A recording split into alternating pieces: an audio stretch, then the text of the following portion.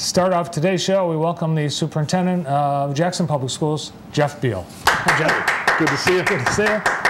Good to see you again. We just saw each other on Saturday night at the MLK dinner. That was a wonderful dinner. My hat's off to JC for putting that whole program together. You know, they did a great job. It was a wonderful event. You were there. It was nice to see you there, as Bobby Tompkins was honored with the MLK Medal of Service. Yep, Bobby Tompkins, of course, lifelong Jackson Public Schools employee. You know, he's just a tremendous fixture in our community. Did you, when you were at JPS as a student, do you remember Bobby? He was my principal. Was he really? Okay. Yeah.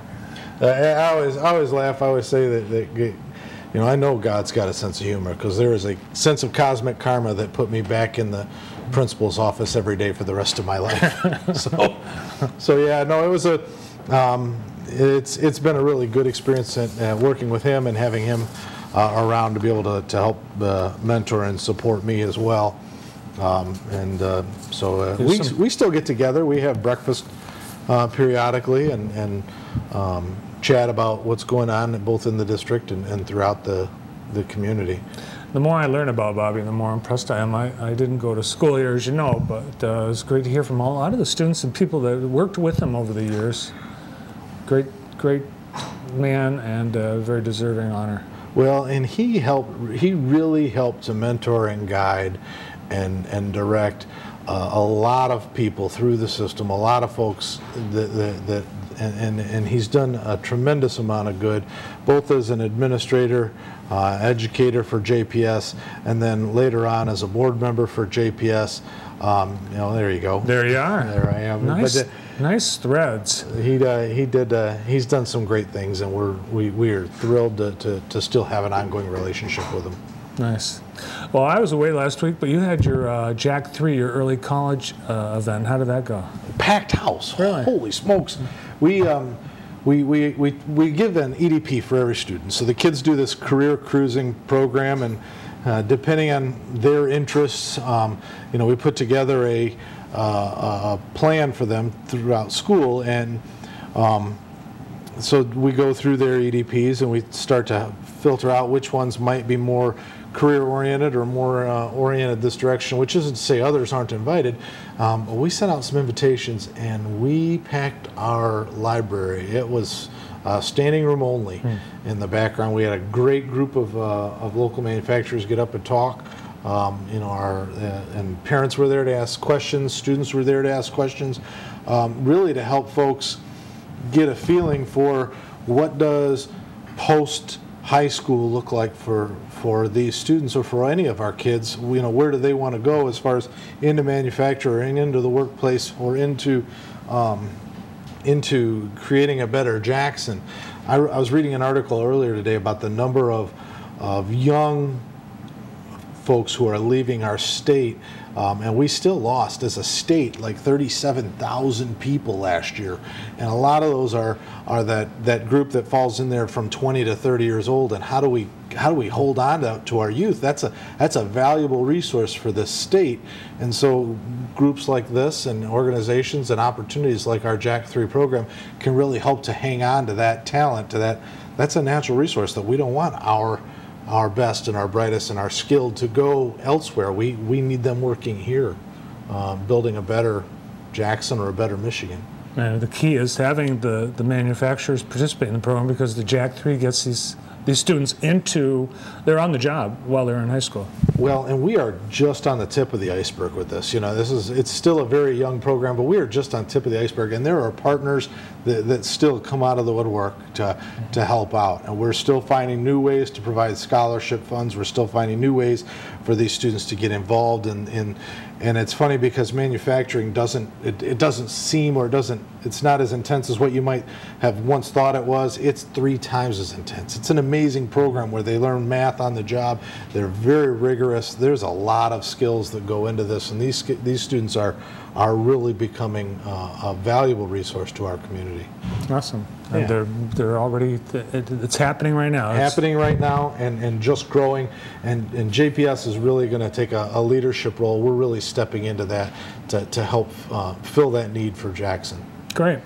Last time you were here, you were talking about some of the community partnerships that you have, and I understand that you've got some of your staff Jackson certified. Yeah, that was kind of fun. One of the pieces is we talk about, again, serving Jackson and how do we bring us all together. And we got all of our staff Jackson certified through Experience Jackson, and you can go on their website and take a test. And we didn't get everybody certified, but we had a lot of them jump on and play with it. And it's a quiz, an online test you can take, and everybody goes, "Oh my gosh, it's a test." It's open internet, okay? It's open computer. You can have just as much fun going and looking up the answers as you do actually finding the answers. Some of our staff made a staff party, and they did it at, and really learned a lot about what we have to offer here that they might not have realized. A lot about our local attractions, a lot about the local things that we have going on. Really helped, I think, give our staff some good talking points when they're talking to our parents. Or our students when they're teaching. What grade is the Michigan history? Do they do that in oh my gosh, fifth grade, these fourth grade? The social studies curriculum has changed, the expectations, and they still are setting social studies at the state level. We finally got our new science benchmarks out, but I want to say that social studies is now fourth grade. I'd have to check with that. I'd love to tell you, but quite frankly, they have not settled on that. They've been years in the making, and if you want to know where the arm wrestling is in Lansing, talk social studies. But they actually just put out the science standards this year. It's been a challenge to get some of those new standards put out. Thank you, State. Yeah, right. It's about halfway through the school year, so you're already thinking about next year, starting to... Well, it's January. We've got snow on the ground. It's one of the coldest days we've had this year. Why don't we start thinking about next fall? Let's. And actually we are. We are right now thinking about how do we run our kindergarten roundups. Kindergarten enrollment starts literally February 1st for us. Remember, students need to be 5 by September 1. Did that change again? Nope. No. September 1 is the date. There's still a waiver possibility in Jackson Public Schools.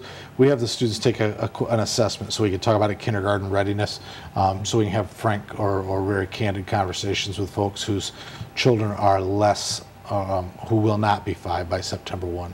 That way we can help with those young 5s, those kids who will be 5 in October or November. Help parents make good decisions, and so that's a good program. Our Montessori program is beefing up. We are thrilled, with the enrollment this year. Our ultimate goal is a 3-year kind of rollout of our Montessori program, and this year we have about 60 kids in the program, and next year we want to have another 60 kids in the program, so we'll be up to somewhere around that 120 mark. And then the following year get up to about that 180, which really should be building capacity. So that should be really where we want to be. And if everything continues the way it's laid out, we'll be very happy. So Montessori is looking at how they're going to grow their program. And then right now, our virtual offerings are really taking off. So South Central Michigan Virtual, which is the umbrella for Jackson Public Schools virtual offerings, because it's its own high school, and it runs graduation. It serves tons of homeschool students throughout the county and beyond.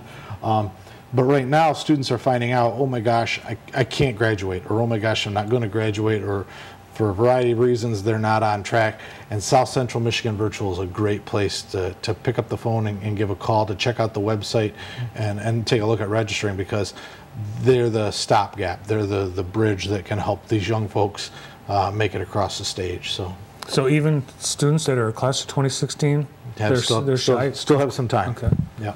Great. That's new. South Central Michigan Virtual, we're trying very hard to meet the needs of our community, to meet the needs of our kids.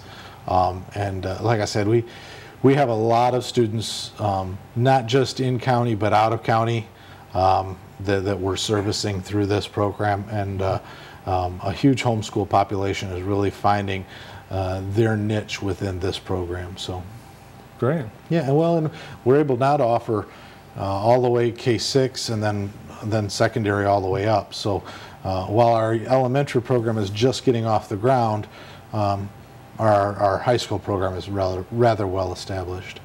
Good. Yeah. One of the most popular games that we've had on JTV Sports this year, this school year, was Saturday night's Jackson United Lumen Christi hockey game, and we had incredible viewership for that game, and then a number of folks have ordered DVDs from Saturday night. Well, both of these teams are talented. You got to know that. I mean, these are a great group of kids, and they play competitive and they play hard. JPS was victorious. Our Jackson United was victorious on Saturday, 6-2. But I'm going to tell you, you want to see some fun local hockey, come down to a Jackson United game. These guys are putting on a show, and they're having a good time doing it. These are young athletes who are really developing hockey players. And there's the trophy, which has it's orange on one side and green on the other, and it's going to be facing orange until, well, I think next time they play, which is next month. Yeah, right. Absolutely. We get a couple shots back and forth with this group, but this is it's like I said, it's a fun season for these kids. So keep up the good work. Yeah, no, they do some great things. We've got a great football season that's still being talked about, and I understand Scott Farley's being recognized. Well, Sit Pat Coach of the Year. You know, his wife was the MHSFCA. She was an award recipient in their Hall of Fame, and so some really good things. Now, she was the fan, let me make sure I get this right, Woman of the Year award was his wife, and then lots of that is for the work on that Pink Viking project. Certainly the help that they do, putting the our efforts into supporting people who are in the middle of the fight, who have lost the fight, or who are ongoing fight with cancer. And so what a great program that they put together. But no, Scott has got a good program. He is teaching the kids the right way. He's teaching a good group of kids a lot of class and a lot of energy. And I really do believe this. It's not about one class of kids or one year's worth of kids. He's going to develop a program that's going to be a perennial powerhouse. He's going to develop a really strong program. I couldn't be happier with where Viking football is headed right now. Yeah, it's a great season. Looking forward to next year. Yeah, we got some other great seasons going on right now. Our girls bowling team, they won another event over the weekend. We've got our boys basketball team traveling to Holt tonight. So it's we've got a tremendous athletic program right now. A lot of pride taking place. There's the bowling team. There is the bowling team right now, and they are on a roll, quite literally. Pardon the pun. Yeah. No, they have done a tremendous job, and they won over the weekend the 2016 Capital Area College Prep Tournament. Wow. So a good thing for them as well. But no, they're having a good year, and just lots of opportunities for kids to find success, lots of opportunities for kids to engage. And then certainly some great things that JPS represents for our kids. So, well, first for JPS, you've got a winter break coming up in February. We do. It's a 4-day break. It actually follows President's Day. So you got that Monday, that President's Day off, which is February 15th, and then we'll be off the rest of the week through the 19th. So 16th, 17th, 18th, and 19th.